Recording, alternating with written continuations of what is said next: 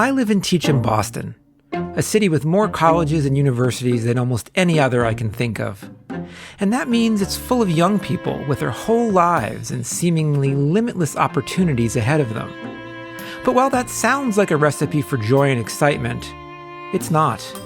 At least not anymore. Probably what makes me the most anxious right now is school. I'm always worried about my grades and whether or not what I'm doing right now is going to be good enough to get me a job. Feeling alone or lost or like I don't know what I'm doing with my life. Something's changed over the last few decades, and not for the better.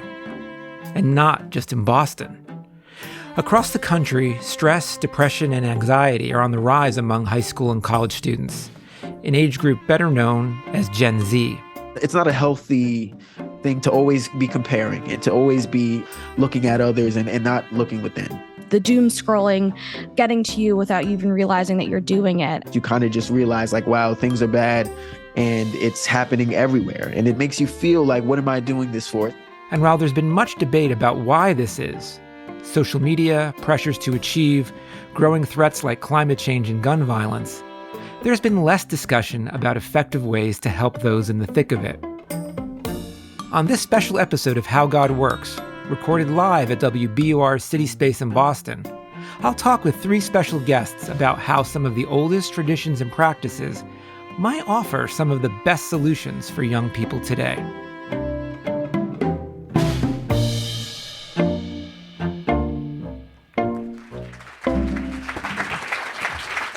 Thanks, everybody, for joining us tonight. It's a beautiful night in Boston, and so I appreciate you coming and spending time with us.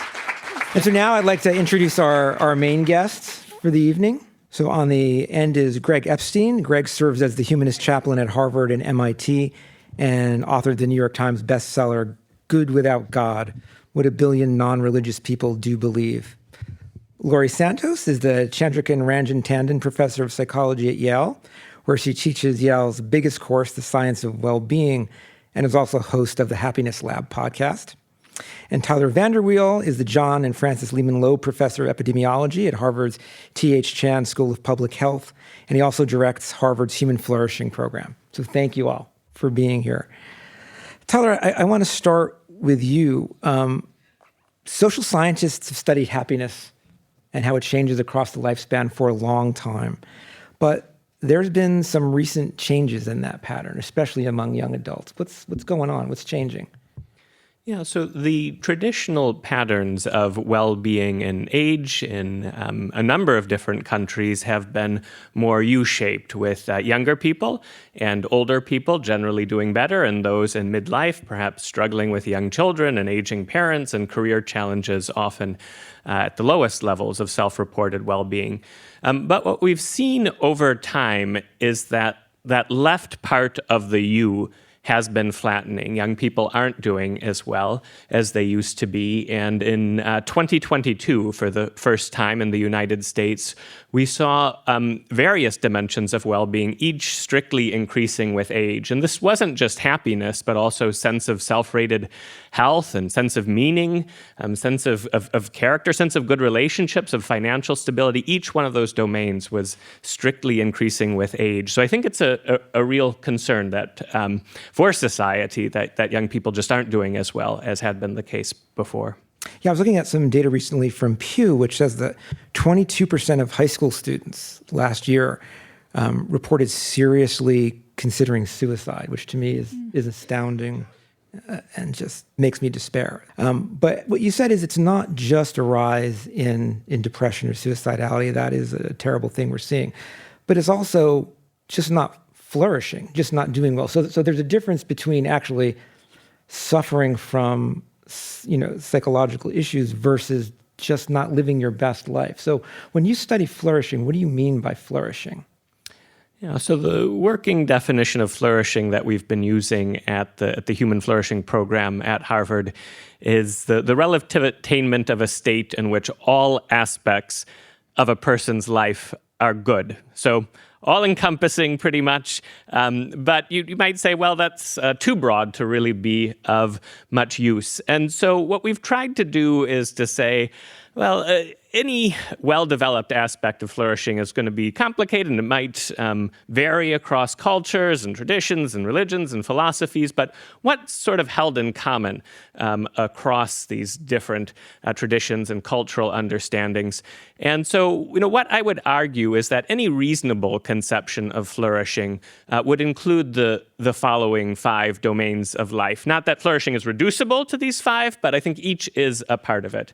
And these would be happiness and life satisfaction, physical and mental health, meaning and purpose, character and virtue, and close social relationships. Again, this is not exhaustive of what flourishing is, but I think each is a part of it.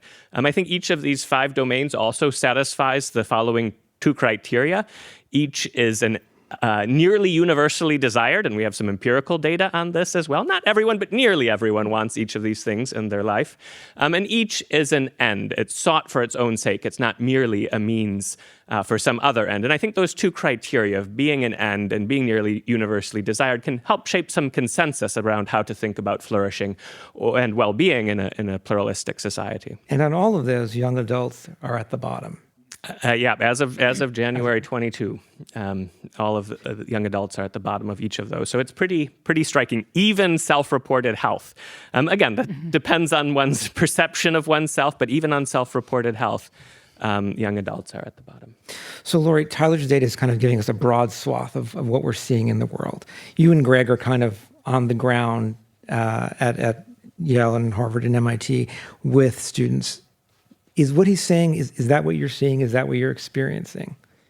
Yeah, I mean, for me, that was what I was seeing on the ground, at Yale. So I have this role on campus where I'm a head of college on campus, which is kind of Yale, Harvard. There's schools like Hogwarts and Harry Potter where there's like colleges within a college. I'm head of Silliman College, and that means I live on campus with students. And I expected college student life to look like what it was like when I was there in the 90s. And it simply wasn't. And so that was one of the reasons I decided to teach my course, is that it felt like this community was really suffering and they were really looking for skills that they could use to kind of build up. What are the kinds of things, behaviors and mindsets you could put into place to maybe move towards flourishing on all those 5 aspects that Tyler was just talking about. Now, in some senses, it might seem surprising because if you think about for the segment of young folks who are going to college, if you get into Yale, if you get into Harvard, you've kind of hit the lottery and you should be happy. Yet they aren't. Is that something you're seeing? Yeah, definitely. I often talk about, some of the many biases that we see in happiness research, but one of them is this thing known as the arrival fallacy, right? If when I get married, I'll be happy, or when I get a promotion, I'll be happy. But for many of my students, when I get into Harvard, Yale, MIT, I will be happy. And to talk about this, I showed students these little videos that students put online. They're these funny YouTube videos where students find out they get in. It's like, I get into Harvard, and they scream, yeah. And students in my class who saw them said, yeah, that was the moment that I get in. But that moment of joy lasted about 0.1 second. Immediately after that, I realized there's a next carrot I'm going to run to. And now the carrot's further away. The rungs of the ladder are even steeper, and it's just going to get harder and harder. And so this kind of quest for extrinsic rewards, this sort of growth at all costs, like you feel like you're chasing something. And even if you catch it, there's going to be an immediate next thing to chase. And that feels infinite. I think it feels harder. It definitely feels harder for students in certain identity communities. And it just feels really different than things felt 20 years ago. Greg, is that your experience as well? Oh, I'm really worried. I'm really worried about students who are trying to win a rat race, and it's making them miserable. It's not going to a good place later in life, I don't think either, because I keep in touch with alumni from now 20 years and plus. And one of my best high school friends who really had perspective on life put it best in her yearbook quote. She quoted Lily Tomlin. The thing about the rat race is even if you win, you're still a rat.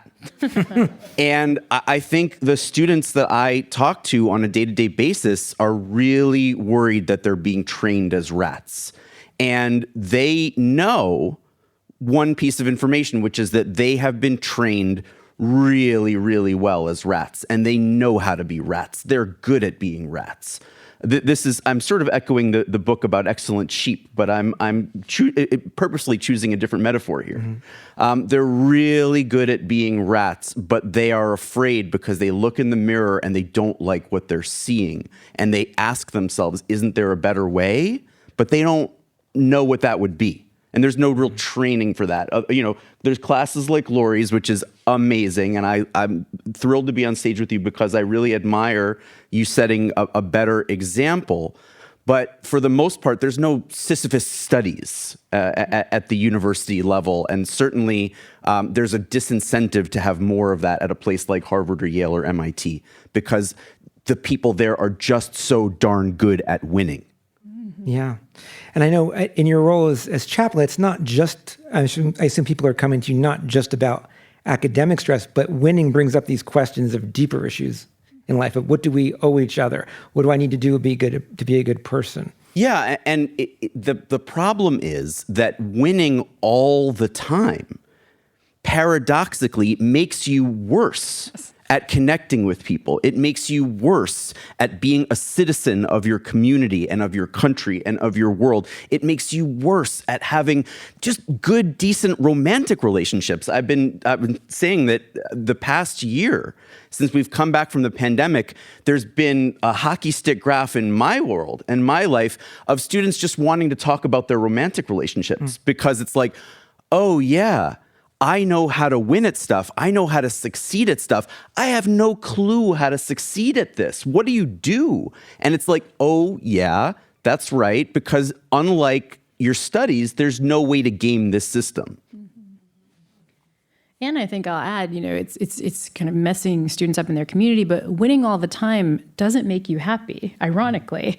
What we know from the happiness science is that we notice the things that make us happy are things that are changes from happiness, right? You notice if everything's going well and something bad happens. You notice if everything's going medium and something great happens. You win the lottery or something like that. But if you're one of my students at Yale who's had perfect grades in middle school and high school, and you don't get any more happiness bang for your buck for that. That's just the status quo. That's just something you're anxious if you're going to drop below, right? And so I think once you get to the top, the irony is that there's no more kind of psychological oomph to all those achievements. There's just terror that you might lose them. And so the irony is you're losing out on character, you're losing out on your relationships, but you're also not even getting happy from all those achievements. That's a good point. One of the things we do on How God Works is we actually look back to practices from religion, from spirituality, from philosophy, more ancient practices to look at how they can help people today and what the science is behind them. And I think, as Lori and Greg were saying, right now, at least in regular education at high school level, at college level, there's really not that much of a focus on how do we find meaning? How do we find joy? Which is, I think, why Lori's class is as popular as it is. People are thirsting for that. So, Tyler, you've spent a lot of time exploring this question. And I think you found that engaging in religious or spiritual practices actually offers empirically measured benefits. Yeah, so the work we've done in a lot of large cohort studies where we take a group of several thousand people and then follow them up for a number of years. And when we look at religious service attendance, participation in religious community especially, you find pretty powerful effects over time on a host of outcomes. About 30% reduction in risk of dying over a 15-year period, about a 30% reduction in depression risk, about a 5-fold reduction in suicide, as well as positive effects on happiness, on meaning in life, on marital stability, on volunteering. And so it does seem to be powerfully shaping people's lives. With adult populations, what we find is that participation in religious community, that communal aspect, is quite a lot more powerful than any sort of private practice. The story's a little bit more complicated, it seems, with adolescents and young adults, where there we do find similarly participation in religious communities has these effects. But we also find almost similarly sized effects with prayer and meditation in adolescence, looking forward for 5-10 years later, whereas that doesn't seem to be quite as powerful in adulthood. So there might be something about adolescence or young adulthood that's shaping one's spirituality. But I do think there is strong scientific evidence that these spiritual religious practices, especially those of communal form, are helpful, powerful. Let's play devil's advocate. A lot of people often say, well, isn't it just about hanging out with people? Isn't it just about community? Wouldn't a club do the same? Yeah. Community is good. Hanging out with people is good. There are powerful effects of community participation as well, but you don't find as large of effects as you do with participation in religious community. So it can be kind of difficult to put the various pieces of the puzzle together. Again, at least for adult populations, those private spiritual practices have some effect, but it's not huge. So it's not just private spirituality. You do find an effect of participation in all sorts of communities on well-being, but the effects of religious community are even larger. To me, it's like socialization plus. I mean, the thing that always got me about Tyler's data is it didn't matter if you said you believed in God. It mattered if you were actually engaged in doing something, engaged in the practices. And so, Greg, you're a humanistic rabbi, which means you're an atheist, you don't believe in God, but you do believe that certain practices actually help people meet life's challenges. Yeah. So I was trained to be a humanist rabbi or a secular humanist rabbi. I've been serving for the past 19 years now as a humanist chaplain. I was trained with the idea that it's not whether you believe in God or not, it's what do you believe about God. Mm-hmm. God to me is the Judeo-Christian God is the most influential literary character perhaps in the history of humanity. Now,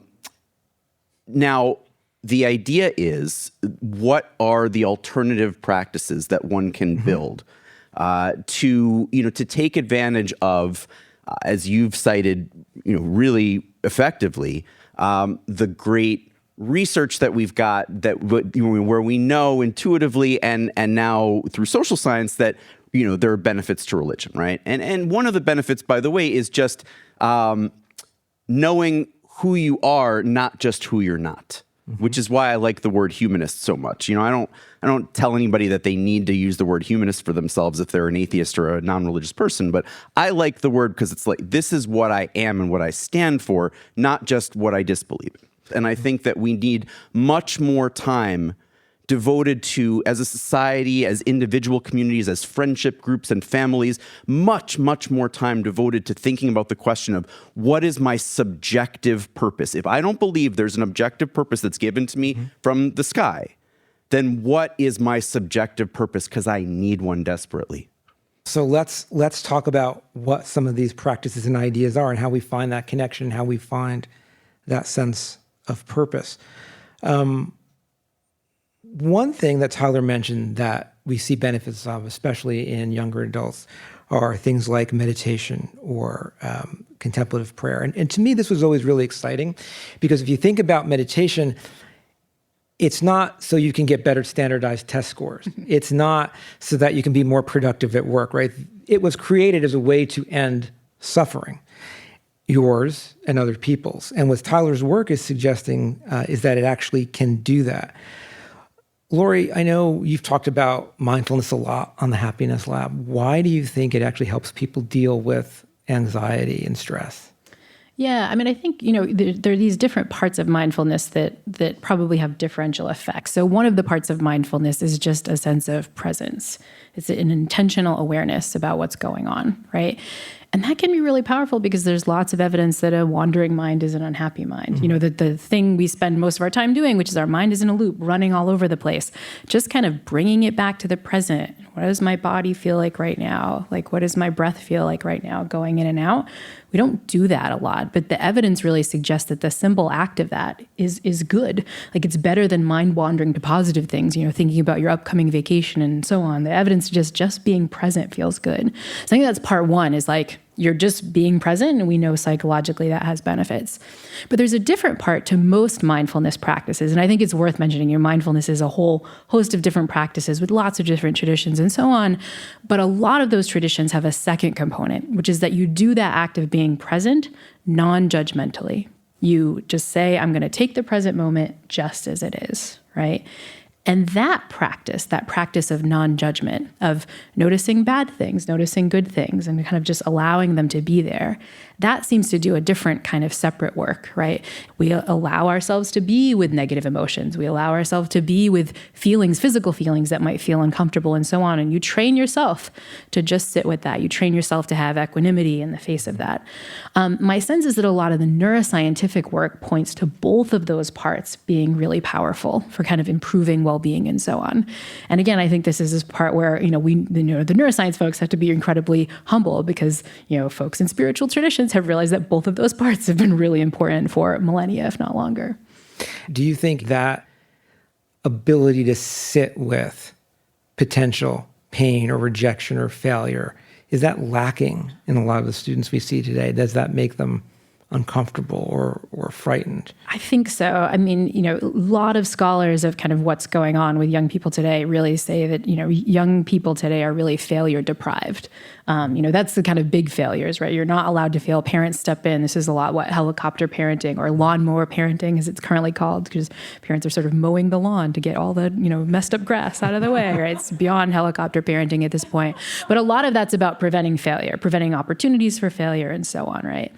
But I think today's modern generation, I think this isn't just young people, this is all of us, are really distress tolerance deprived, right? When we don't feel good, we take a pill. We get a headache, we take a pill. When we're kind of depressed, we want to, switch things or, shut that down or hold our emotional beach ball under the water as long as we can. And I think, anything that comes up, we want to really run away from it. And we have lots of tools to run away from that. How often has everyone in the audience, when you're feeling anxious or bored or any even mild negative emotion, whipped out your phone and given your brain something else to do?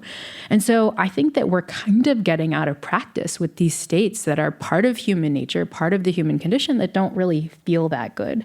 And I think we're honestly kind of encouraging our younger people to do that more and more. I had another thought on kind of capacity building to deal with negative emotions, which I think is really important, and I think all of us agree on that. And that's how do we deal with things when we feel wronged, when we feel hurt? And I think one of the spiritual practices in this regard is forgiveness. Mm-hmm. And I think learning how to forgive one another, how to replace ill will towards someone who's offended you with goodwill is really important and can be freeing, can be a very powerful alternative, either to trying to suppress what's happened or to ruminate. I was going to ask you about forgiveness, but how about self-forgiveness? That is, sometimes, right, we can forgive other people, and that is a part of many religious traditions. But so is forgiving ourselves. I've heard Greg and Lori talk about how people are afraid of the failure that comes. What do we know about self-forgiveness and how that helps? Yeah, I think self-forgiveness is also important. Again, if one thinks about forgiveness as replacing ill will towards the offender with goodwill towards the offender, that can be applicable to oneself. We all do things that are wrong also, and things that we think we shouldn't have. And sometimes those feelings of guilt can be so strong that we feel that bad should happen to us. And I think if that's the case, I think it's reasonable to bring up that notion of self-forgiveness, getting rid of that ill will towards oneself, replacing that with goodwill.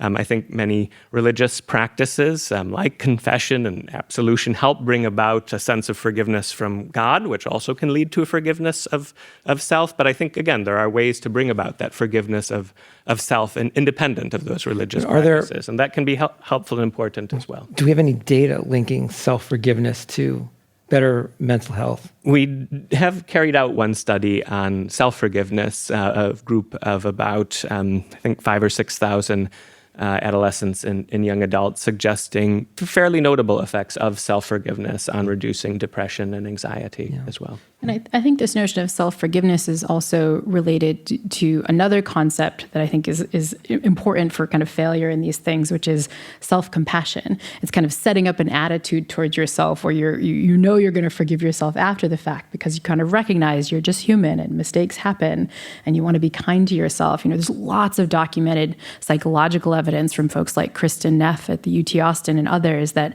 having an attitude of compassion towards yourself, by which you recognize your emotions, you recognize you're just human, you commit to treating yourself like you might treat a close friend, that these things are incredibly related to promoting well-being. But interestingly, it also impacts people's performance. You procrastinate less. You're a better partner to others. You kind of learn compassion for others because you're good at applying compassion to yourself.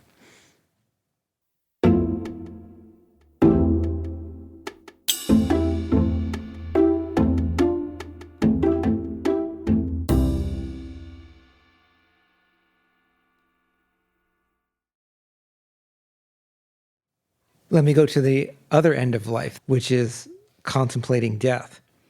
I think it's another thing that can actually recenter us a lot. You see this in a lot of religious traditions, whether it's Ash Wednesday or Yom Kippur, or Thomas à Kempis said, daily, do not promise yourself that you'll see tomorrow. You also see it in the Stoics. And Laura, I know you've thought about the Stoics a lot. Marcus Aurelius argues that by embracing our own mortality, that's what allows us to actually be present and savor the joys of life. What we know from the scientific research is that when people start to feel that the end of their life is coming near, this is work by Laura Carstensen, they start to reorient their values toward things that bring true joy, things like connection with those we love, things like service, things like experiences with other people as opposed to getting the new iPhone or getting some other reward for yourself.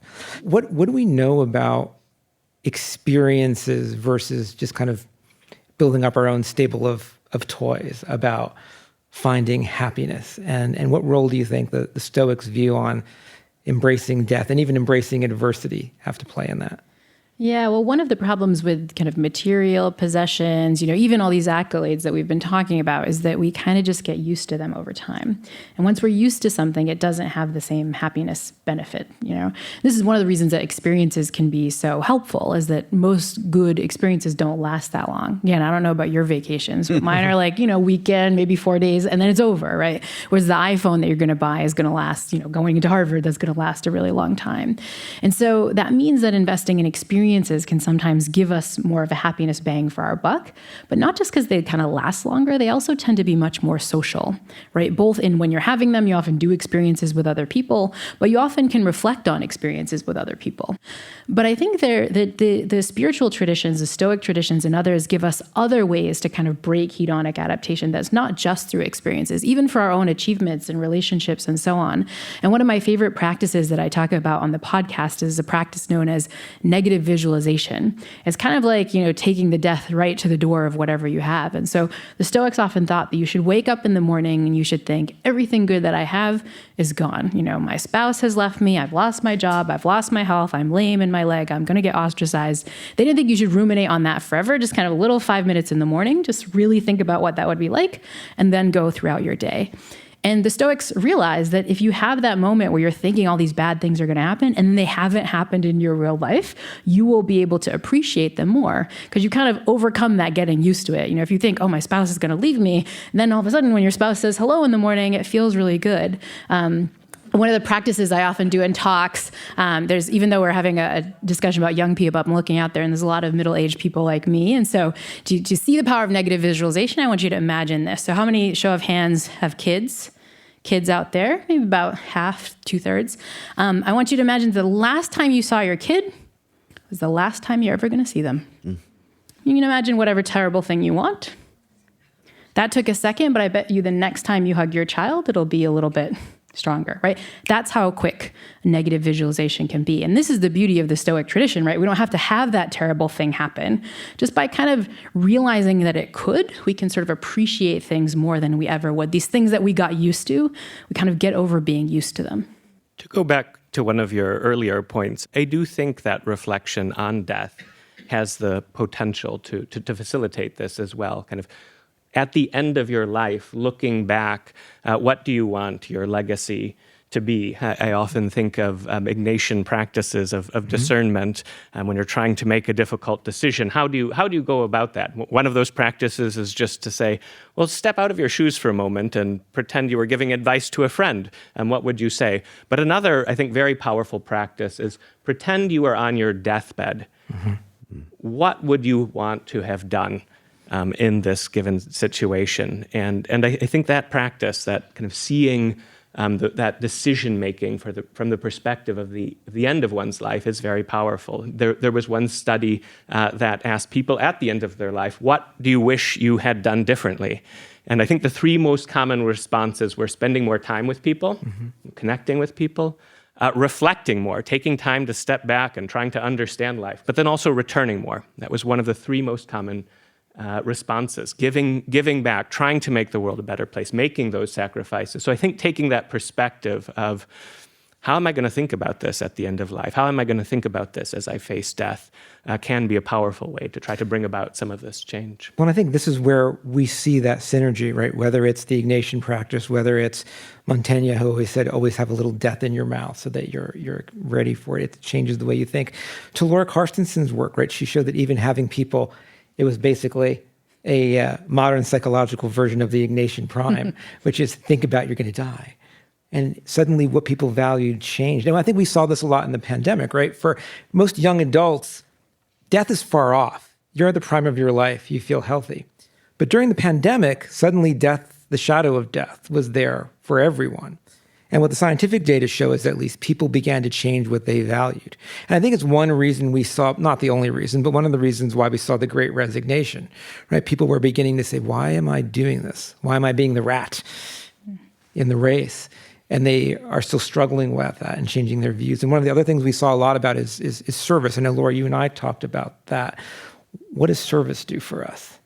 I mean, there's so much evidence that doing for others is really what makes us happy. And I think this is something that the modern culture gets wrong, right? You know, look at any magazine article today and you'll see self-care, treat yourself, self. But if you look at the science of what happy people are actually doing, happy people are volunteering more often, happy people controlled for income are donating more money to charity. It's really not about being self-oriented and self-care. It's really much more about other care when we dig into the data. And I think this is another spot where I think the rat race kind of hurts our young people, is that the rat race is all about you, your achievements, your individual accolades, your individual rewards. Often it's not a rat race to kind of see who can help others the most. And I think that's one of the reasons that, you know, our young people who are kind of running these rat race, sort of climbing all the rungs of this accolade ladder, are so unhappy. So let me ask you this, because I always have a worry. I mean, we've talked about how forgiveness, meditation, contemplating death, related things can help people change what they value, learn what truly brings them happy, what brings them happiness. But part of me worries a little bit, and maybe it's not a fair worry, you can tell me, but by helping people adapt, are we making them complacent? You know, religion has been called the opiate of the masses. It allows people to exist in toxic environments. And so we're talking a lot about, I think, helping people find happiness. But I worry sometimes, well, that's a good thing to do. Are we perpetuating a bad system by making people complacent? Tyler, I know I read a recent story, interview with you in the Harvard Gazette, where you talked about this notion, which was, you argued that we need to provide, the true way to help people flourish is to provide people, young people, with more opportunities. And if we don't change the system so that the incentives are there to help them flourish, then we're just putting basically Band-Aids on things.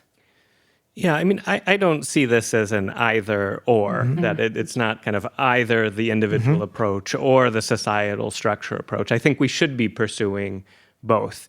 I think we should help young people and all people to make use of these resources like volunteering or acts of kindness or forgiveness or gratitude or reflection on death or mindfulness. I mean, I think these are valuable. I think these do help people. I think these do enhance societal well-being, and we should make use of them. But they're not going to, I think, change the underlying structures of society. I do think some of the problem is lack of emphasis on in our policies on facilitating the flourishing of young people.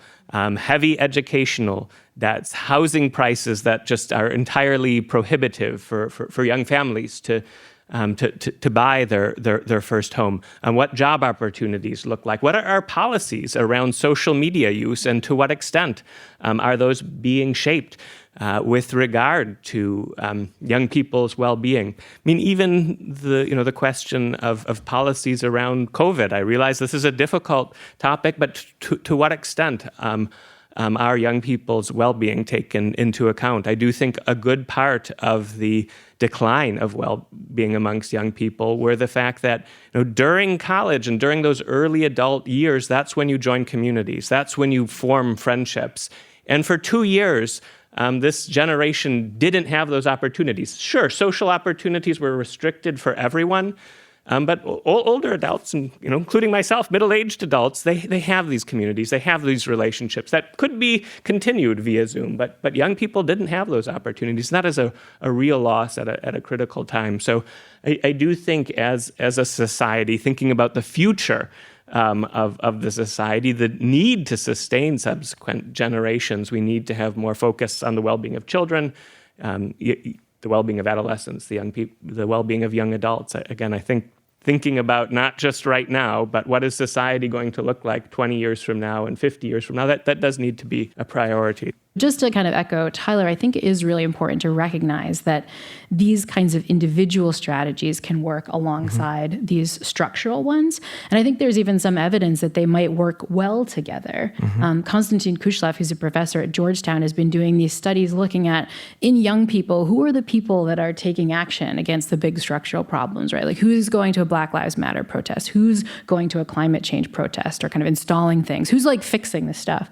And what he finds is that it tends to be that your actions towards these structural problems tend to be correlated with your overall well-being. So it's the students who are saying, I'm not depressed, I'm not super anxious, I'm feeling overall like I'm flourishing, that have the time and the emotional energy to devote to these structural problems. Dave, your old advisor, Peter Saliva, used to study this thing called the feel-good, do-good effect. And I think that is powerful. We kind of have to put our own oxygen mask on first before we help others and put an oxygen mask on the world. And so I think we sometimes think it's a either or. And my hope is really we can kind of do both at the same time, and doing both at the same time might be the best way to solve for the big problems too. I think this is the message of what we're trying to do here at How God Works. There is a wisdom, as Tyler's data and lots of other people's data shows, that people who are engaged in these practices, in service, in realizing that it's not all about me, in using meditation to deal with the negative feelings and to not flee from them, but to process them and to make life better from them, to think about death and how that changes what you value, whether you're a Stoic or whether you're a Catholic or whether you're a Buddhist. I can't tell you whether or not God exists. Even Richard Dawkins, the world's most famous atheist, will say he can't tell you for certain. But in some ways, I don't think that matters in the sense of what we're all doing. We've all come to similar solutions of what brings happiness. And Lori's doing a lot of work to show the science behind it. And Tyler's doing a lot of work to study how it changes over time and what role religion has it. And I think Greg is making a compelling argument for there are secular alternatives that work as well. Your road to that is up to you. But what we're trying to do together is to give you the best tools to get there. And so on that, let me thank my guests and end. And we do have time for a few questions. If you have any questions, please feel free to come up to the mic. Hello. So as a business student, I was curious, in your studies and research and experience, to what extent does control affect human flourishing? I think this is this part where spiritual traditions have kind of weighed in a very profound way on this. Get back to the Stoics, and they were all about, that you divide the world into two things: the things you can control, your thoughts, your mindsets, and so on, and the stuff you can't control. And they thought if you tried to control the stuff you can't control, you will be, there's a lovely Epictetus quote where it's like, you will be miserable, you will fail at work and your family. It's this wonderful, long, Roman kind of quote. There's all about reframing, right? When you face adversity, things you can't control, think of that as a challenge. You were given it to you because you were strong enough to handle it, similar in Christian theology. Exactly. And I think this is another spot where kind of allowing your negative emotions can be really powerful. This gets to a different tradition, which is the Buddhist tradition, where, which talked a lot about this sort of parable of the second arrow. So parable of the second arrow is Buddha's talking to his followers. He say, hey, if you're walking down the street and you get shot with an arrow, is that bad? Does it suck? And the followers say, yeah, it sucks really bad. And Buddha says, well, what if you didn't get just shot with a first arrow, you get shot with a second arrow too? And the followers say, yeah, that's really bad. And this makes me think that like in Buddhist times, there's just arrows shooting at people all the time, but whatever. But Buddha says, that first arrow is your reaction. That first arrow is what happens to you. That's, you had a bad day, you're living terrible circumstances, you're a Gen Zer who's just born into this world that is in flames and falling apart around you. That's kind of what the world is. But the second arrow is your reaction to it. If you get so angry that you can't, actually take action to fix it, or you get so sad that you can't get out of bed, or you develop a mindset of hatred and not compassion and so on, what Buddha says is that's on you. Like the Stoics, he realized you can control that. It's going to be hard, but you can work to develop through contemplative practices a way to control that. And so the idea is whenever you realize you're stabbing yourself with the second arrow, that's a spot where you actually really do have control. You can control your reaction to things. And that idea of control has been so powerful for me. My podcast co-hosts, when I'm complaining about something, will routinely send me the emoji of 2 arrows. It's archery if you're looking for the emoji. And it will remind me oh, that bad thing that happened, that was on the world. But me complaining to him for 2 hours after it happened, that's on me. That's on me. All right, we have time for one more question if anybody would like. Yeah. I had one more question. So thank you all very much. It gave us a lot to think about. And while you were going through a bunch of different things, I started thinking a little bit from a more optimistic, perspective, and thinking about Gen Z's children, right? So our grandchildren and the kinds of parents that they're going to be after going through what they're going through. And I'm just wondering what you think about the idea that maybe organically, they actually might wind up raising the next generation of people to be able to encompass a lot of things we're talking about now. I feel like the generations before us, our grandparents and great-grandparents, they sort of led us up to this idea of running away from pain, blocking out pain, shaming really being in pain or suffering. And then our kids are actually, our Gen Zers are now faced with all this existential threat, and they're going to be acting on it, and there's not going to have a lot of time to think about maybe, whether it's okay, whether this is happening. They're just going to be acting, and they're going to be dealing with their own sort of suffering. So I'm just wondering what you think about that idea of maybe organically that would happen. It might happen. It really might happen, as you say, if they are able to, among other things, relinquish control. That's the issue. There's a lot of that. There's a lot of the sense of, are we going to be able to win all the time, to control everybody and everything all the time? Or are we prepared to live in a world where we'll be able to spend more time nurturing one another, spend more time with compassion for one another and with ourselves, but lose out on some of the short-term victories that we might otherwise pile up into the sky? So I wonder, if is that what's going to be necessary? And if so, it might be harder for certain people than you think, but I think you might still be onto something. And I think what you're seeing is the wisdom of those traditions, whether it's secular philosophy, whether it's these spiritual traditions. In some ways, the dynamics of human life have been, the challenges have always been there. Sure, they're getting more intense in some ways now, and now we're dealing with more existential concerns, but it's not that we didn't before. And the question is, how do we take this and use it? And so I just really want to thank my guests for fighting the good fight on the scientific front, on the philosophical front, on the epidemiological front to help people recognize what's going on. So please join me in a round of applause for them, and thank you.